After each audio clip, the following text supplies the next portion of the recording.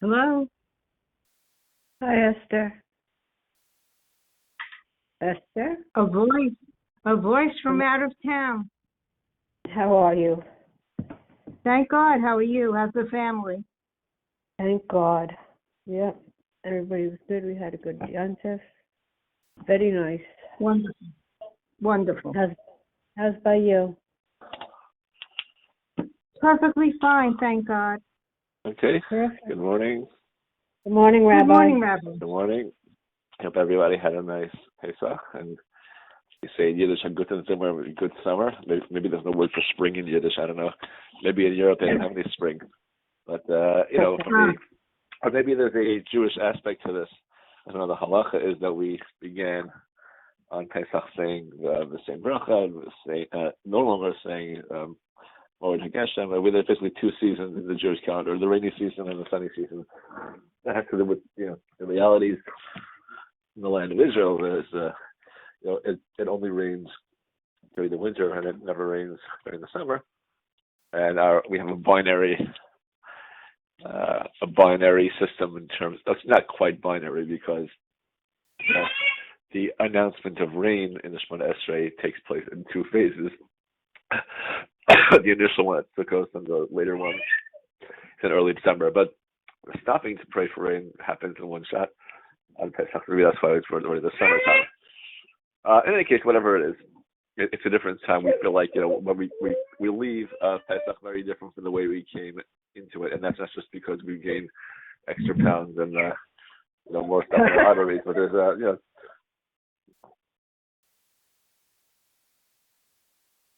I should say just in terms of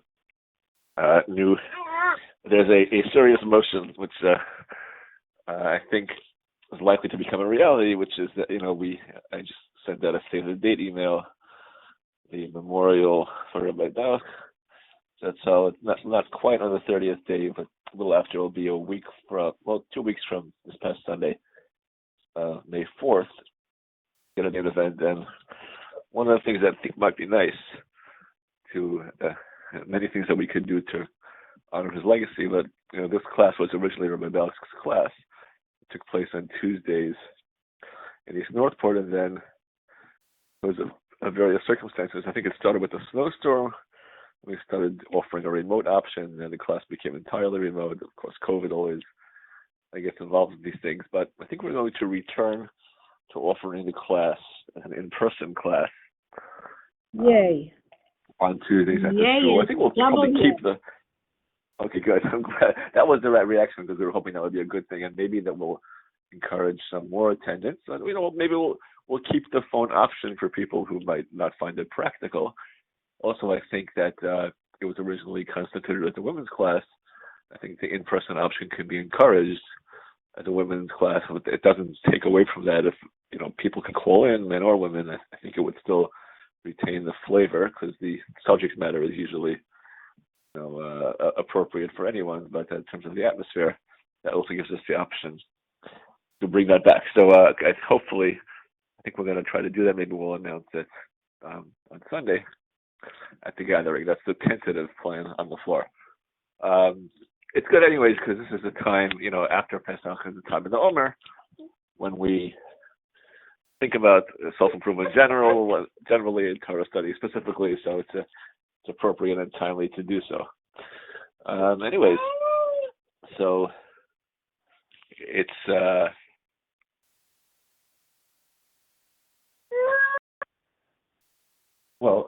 it's a season that has resonates for various reasons. In terms of the weekly Torah portion, we have Shemini. Now, the title of the class I wrote was 7 and 8.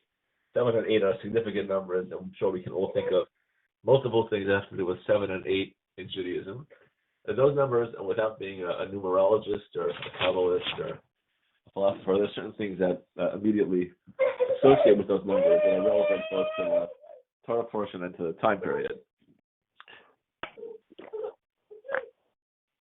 So first of all, the name of the parasha is Shemini, which means 8, right? It's the 8th day.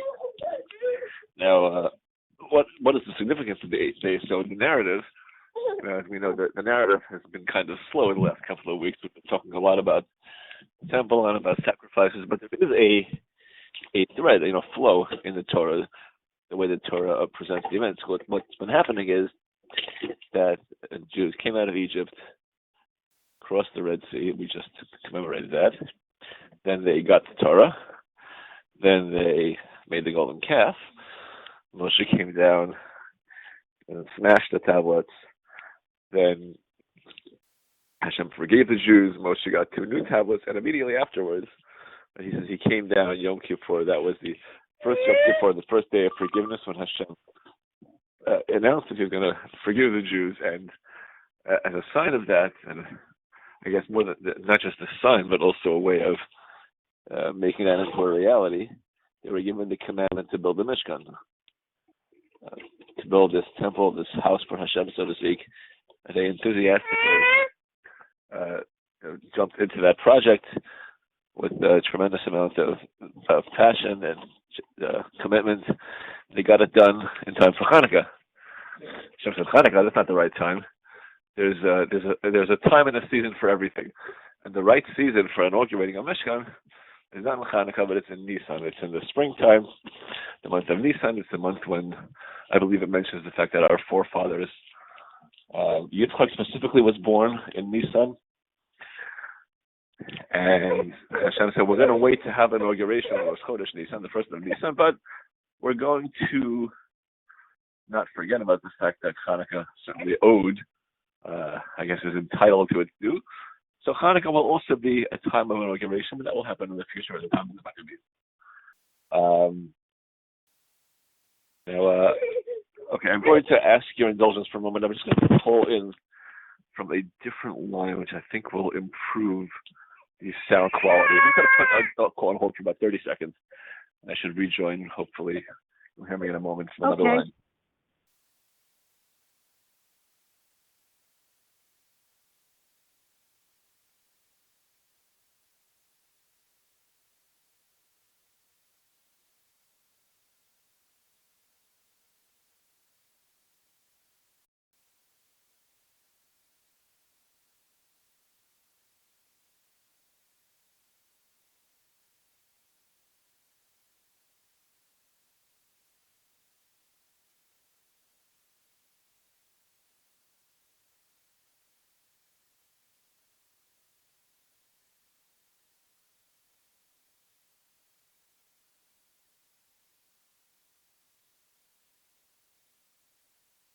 I asked that way.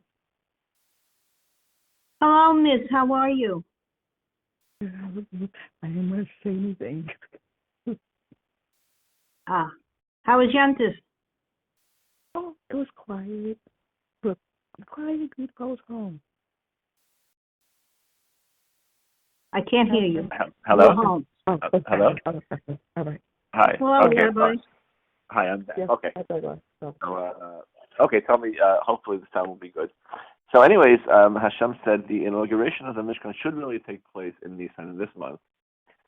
And the way it was scheduled was that there was an inauguration period, a kind of transitional period, when for 7 days the Mishkan was erected and then disassembled on a daily basis. It was put up in the morning and taken down in the evening by Moshe Rabbeinu. And Moshe Rabbeinu acted as a Kohen. Moshe was not a Kohen, he was a Levi, and it was a temporary interim position. After 1 week of serving as the Kohen, he then handed the job over to his brother Aaron, who became the Kohen forever. And it was thus on the 8th day that Aaron stepped into his role. That was the real inauguration. So the 7 preliminary days were the last 7 months of Adar.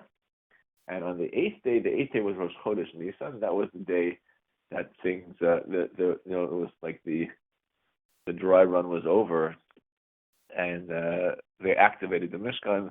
Aaron became the Kohen, and that became the permanent state of affairs. So that was the 8th day. It was Rosh Chodesh Nisan. It was Aaron's first day,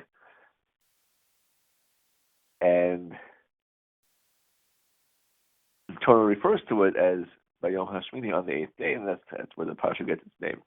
So numbers are not accidents; they have significance. We know in general the numbers 7 and 8 immediately resonate with us because we're in the middle of counting the Omer.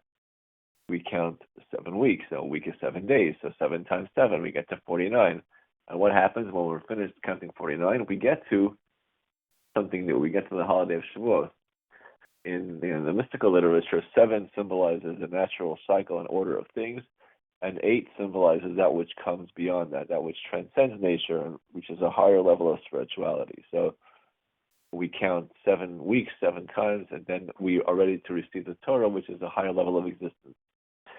And again, without being able to offer you too much concrete knowledge, I would imagine that with the Mishkan as well, the 7 days of inauguration followed by an 8th symbolizes an elevation to a higher status. And we have a similar cycle of 7s in the years. We have the sabbatical year, the Shemitah. In Israel, every 7 years, farmers take off from agricultural work. And what another thing that we aren't able to practice today. Farmers do practice the sabbatical year, even in our times. But another mitzvah that isn't applicable now, but would be applicable if we had the full structure of Jewish society as it was in the times of the Beis Hamikdash.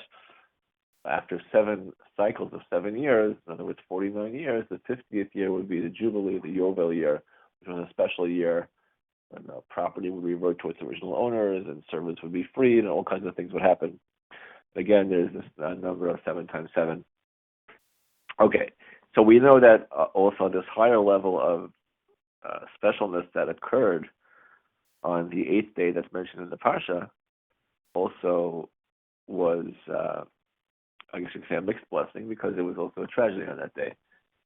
2 sons of Aaron, Nadav and Avihu, died as a result of their own error, and despite the fact that they died as a result of their own error, Moshe's summary of the events that he told his brother, he said it as a consolation, but it was also true, that this is the meaning of Hashem's statement. Hashem mysteriously had said at an earlier point that the house you will build for me will be a holy place, and it will be sanctified through my honor.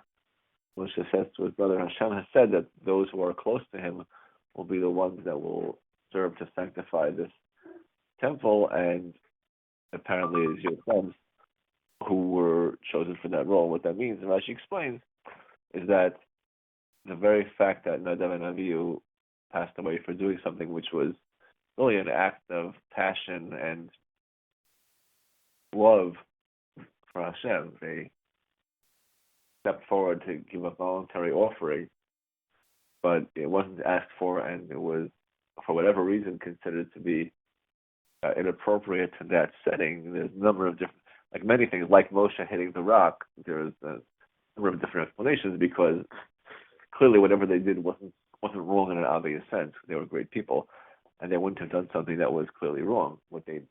Certainly their intention was quite right, and their actions were almost right, but were in some way imperfect on the level that was expected from these great people. And Moshe says to Aaron, this itself, the sanctification of Hashem's name, is at the sacrifice of great people. And the fact that even great people are held to such great standards, it sends a message of how awesome and how holy this place is. And although it's a tragedy, but it also is a sign that these people are the greatest and closest to Hashem. It says, this is although it's a short incident in the Torah, and the Torah doesn't elaborate a lot, it's considered a very, supposed to be something that has a deep emotional resonance with us. It says, it's written that a person who is able to shed tears from reading about the memory of the passing of these 2 people, it's considered a great merit. We read about it on Yom Kippur itself, because on the sensible reason is that Hashem, we read on Yom Kippur, the Torah reading is a section of the Torah which describes the Yom Kippur service, which was performed, and that's just a couple of weeks away. We're in Shemini this week, and Tazriim the Torah Achrimot. The Torah says that Hashem spoke to, communicated these, after the death of Aaron's 2 sons. The fact that the death of Aaron's sons is mentioned in the context of Yom Kippur, one of the reasons is that on Yom Kippur Aaron was supposed to enter into the Holy of Holies, the only time of the year that he was supposed to do that, and so the reference to the death of his two sons was supposed to serve as a warning to what happens when a person goes into places they're not supposed to go, and how careful he has to be about entering that holy place, only to do it at the right time and in the right context. But in addition to that, there's another message, which is that just as Yom Kippur, the Day of Atonement, and this very special set of service that Aaron is supposed to do is the way that he helps earn atonement for the whole Jewish people, it's equally true that the death of righteous people serves as an atonement. So the Torah is juxtaposing the death of Nadav and Avihu as the atonement of Yom Kippur to show that there's a common denominator there. Now, again, it's not entirely clear why that's so. There can be different explanations, although we believe, obviously, that Hashem is just and does not punish one person for the sins of another. There is a concept of righteous people, in a certain sense, bearing the burden for their generation. One concept that I heard from my own Rebbe was that what is the real reaction that everyone else is supposed to have, the death of great people? So we referenced something that David HaMelech said at the death of Shaul HaMelech. King David said when his predecessor, King Saul, passed away. So, as we know, of course, Shaul HaMelech was the first king of Israel. He was chosen for his extremely high spiritual level, being one of the greatest men of his time. Nevertheless, aside from the fact that he wasn't, there's a whole interesting discussion that can be had because he wasn't from the tribe that was destined for the monarchy. Yaakov Avinu, before he passed away, had identified the tribe of Yehuda and Judah as the source of kings in Israel. So it would seem that the kingship of Shaul was, by definition, inherently destined to be temporary. Whatever the case may be, the story makes it clear that he committed one or two very minor errors, but they were enough to cost him the kingdom, and it was given instead to this young successor, David HaMelech, King David. Because of the whole nature of the process, it was King Shaul's errors, and it was taken away from him. He had a very difficult time coming to grips with that, and it seems from the story that he was also taken over by some kind of mental condition that wasn't entirely under his control, and he suspected David of being an enemy, and he persecuted him. And the Tanakh judges him as a great man and describes his death on the battlefield as a heroic death. So this is seen as kind of the unfortunate and maybe inevitable consequences of his, again, very small errors. But be that as it may, life was very difficult for the young David, who was on the run. He had been anointed as king, but he wasn't officially installed as king, and King Saul persecuted him and considered him a mortal enemy.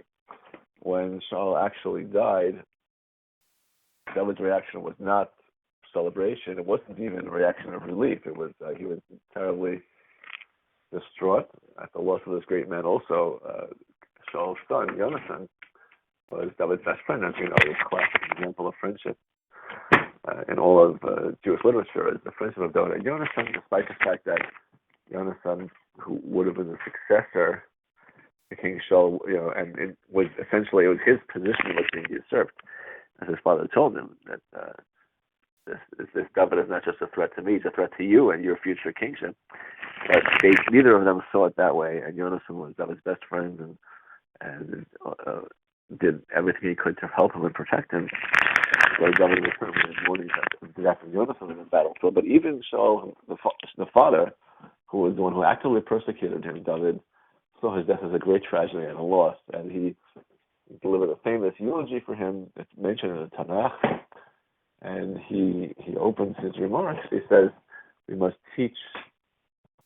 Let me see if I get the text over here.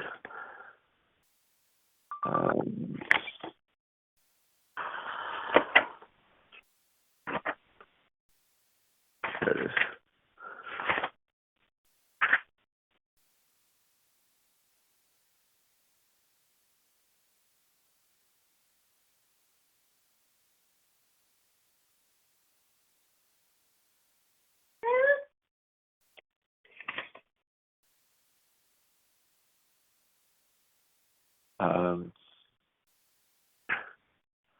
Okay.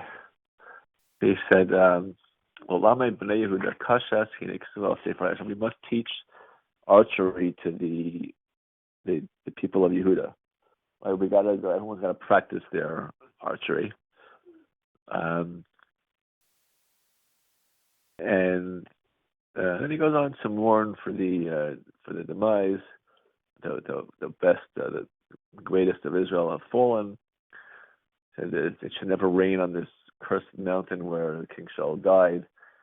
It should always be a desolate place. He was in deep mourning and grief over the loss of this great man. So what is this business about teaching archery to the people of Yehuda? I mean, I don't know. King Shaul probably was a good archer. They practiced both and arrows, that we know from the famous Haftarah of Machar Chodesh, where when Yonasan and David need to communicate in secret. The pretext is that Yonasan, as the prince, is going to go practice his archery out in the field, and he takes his attendant with him and goes shoot some arrows, and they have a secret signal between him and David, and whatever Yonasan says, or what the statement that he makes to his attendant, if he says the arrow is beyond you, or if he says the arrow is here, it means one thing or it means something else. So okay, they practiced archery, but is that the reaction? I mean, even if you looked at it from a purely secular context, presumably the value of a king, as good as he may be on the battlefield, you don't choose him as a king because he shoots arrows well. That would probably be what you would call a waste of manpower, or misapplication of talent. Right? The CEO of the company may be excellent at bookkeeping, but that's not why he's the CEO of the company. You hire a bookkeeper for that. So, what is this concept of teaching people archery? Presumably, the value of King Shaul, if he was a good king, which I'm sure he was, wasn't because he shot arrows well. But beyond that would be from a secular context. We know from a spiritual context, and certainly David's estimation of Shaul had to do with his spiritual qualities. What's that have to do with anything? We have many things to say about the greatness of this king, but his prowess at shooting arrows isn't one of them. And besides, what's this business of teaching the people of Yehuda to shoot arrows? So if we lost a very good archer, so we should train 20 more archers, so 20 people shoot their arrows roughly in the right direction. They'll be just as good as one person who shoots well. So it's a very strange statement, but the explanation is that it was a concept that he was saying. Archery, in this case, is a metaphor. And he's saying that if one great warrior has fallen, we must try to raise a new generation of warriors to take his place. The idea is that Shaul was a spiritually great man. He was a leader of Israel for a good reason, because he was head and shoulders above everyone else. So what can we do now that such a person is lost? On the one hand, if we don't acknowledge the loss, if we don't think it's a big deal, then we'll be guilty not only of failing to honor the memory, but of also failing to understand the greatness of what was lost. So we have to more than understand that it's an irreplaceable loss. The great person is taken from us. Who could possibly do the things that he did? Who could possibly bring those strengths to the battlefield? For us, for Jews, we find this throughout the generations. We talk about warriors and battle heroes just like other cultures do, but most cultures, their national epics and their sagas talk about actual battles with warriors who take their swords and attack people and kill them. Maybe they defend their country against enemies if they're the nicer type, or maybe they just go on the offense and just conquer other people. Those are typically the heroes of national, especially ancient cultures. But we use the same metaphors, but we mean something completely different. We talk about the battle of Torah. The Chazal say when Moshe Rabbeinu said the song of the well, are known, that the way the rabbis read it, he was saying there's love at the end. Because any two people who sit down to study Torah, it could be a father and son, it could be a teacher and a disciple, they become enemies. It becomes like a battleground, but there's love at the end. By the time they're finished, he says they don't leave that spot until they become best of friends. And the Torah, the battle of Torah, is a phrase that's used in many contexts. Even my own Rebbe would talk about it when he would talk about the Talmud class. It would all talk about gunsmoke and even debates. So there's a real insight there psychologically because people do have, especially men, they have an aggressive tendency and a desire to be victorious, to vanquish the enemy. There's something called adrenaline, which gets activated when we're in a situation called the fight or flight reaction. And there's different ways to channel that. Many people channel that into physical aggression, to trying to conquer other countries, to winning on the battlefield. Sometimes it's necessary to defend your country, but even when it's necessary, we never glory in that. Israel never glories. That's the thing. No matter how many wars Israel fights, even Israel today, which is basically a secular country, but it's a Jewish country, the Jews don't glory in winning battles and killing people, even when it's necessary. It's not where we find our excitement. It's not where we get our thrills. The battles that we fight are intellectual battles. They're battles in the spiritual realm, like Yaakov when he wrestled with the angel. That's what we call a heroic battle.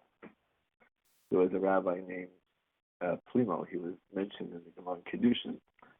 Every day he would get up and he would say, addressing the Yetzer Hara, he would say, an arrow in your eye, which I guess in ancient Aramaic that was kind of, we call it today like a trash talking. You know? It's a way of kind of an aggressive statement meant to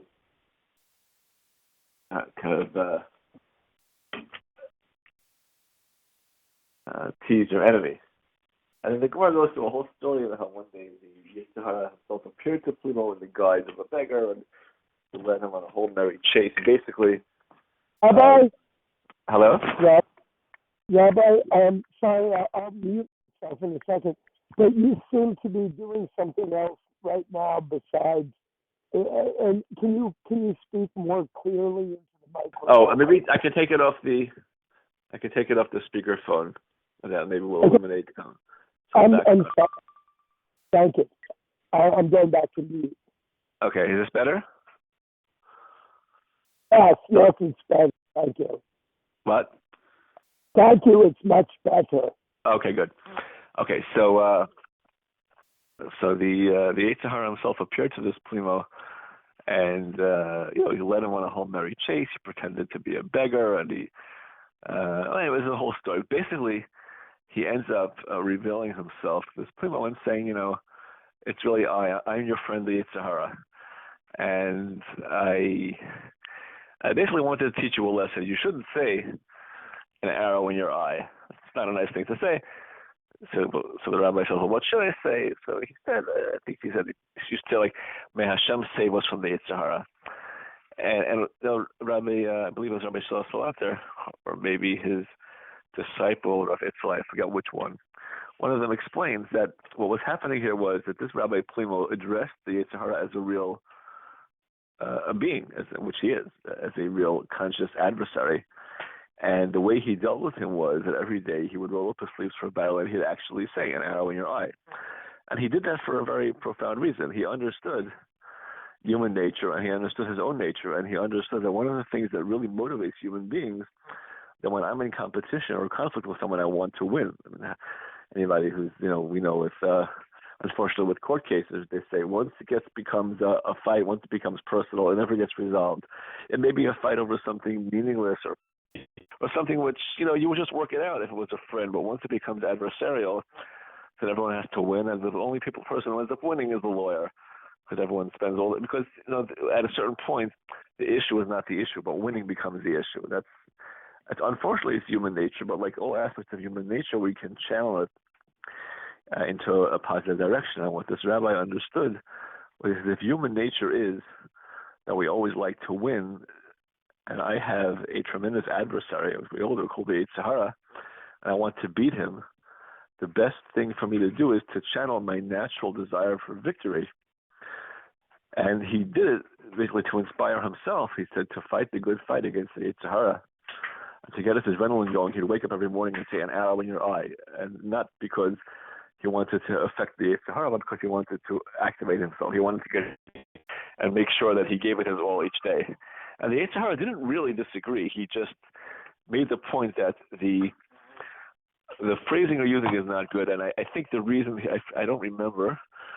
I don't have it in front of me at the moment, but I think that he said that it smacks too much of I'm going to win the fight myself, and it would be better for a person to remember that we can never win any fight, even the fight against the Yetzer Hara, especially the fight against the Yetzer Hara. We can never win any fight without Hashem's help. So, yes, we should be aware of the gravity of the situation and the intensity of the battle, but not I'm going to be the heroic victor, but rather I need Hashem's help, and I hope Hashem will help me to fight this good fight. But that's the way, like all things, everything has its place. Everything that's created and that exists in human nature is created for a purpose and has a role to play in our spiritual journey. So the desire for victory has a role to play as well. But like everything else, if we let nature take its course, those tendencies will be end up being wasted on meaningless or worse. And if we channel them properly, they can be essential assets in our spiritual journey. So the desire for victory is used by us to study Talmud, to fight the Yetzer Hara. When necessary, we can even use it to fight physical enemies. As a matter of fact, none other than David HaMelech himself, our first meeting with him, or say the first meeting of the prophet Shmuel Hanavi, the prophet Samuel, he's instructed to anoint the new king of Israel after King Shaul loses the kingship. So Shmuel is instructed to visit the town of Bethlehem, right? Bethlehem they say in English, and to go to a man named Yishai who has a number of sons, and to find the right one